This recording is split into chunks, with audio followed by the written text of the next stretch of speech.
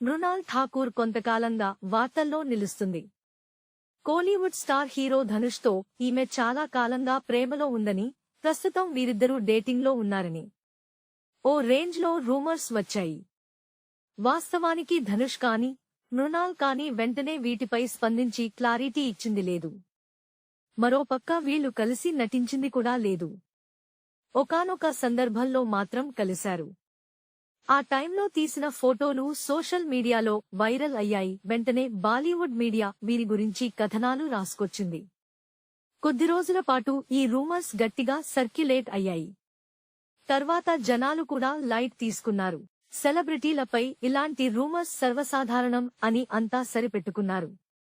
అయితే సడన్ గా ఫిబ్రవరి 14న వీళ్లు పెళ్లి చేసుకోబోతున్నట్టు మరో వార్త బయటకు వచ్చింది. కొన్ని రోజులుగా ఈ వార్త కూడా ఓ రేంజ్లో వైరల్ అవుతుంది. ఈ నేపథ్యంలో ఓ ఇంటర్వ్యూలో మృణాల్ స్పందించి క్లారిటీ ఇవ్వాల్సి వచ్చింది. మృణాల్ ఠాకూర్ ఈ విషయంపై స్పందిస్తూ, ఆ పెళ్లికి నన్ను ఎవరూ పిలవలేదు.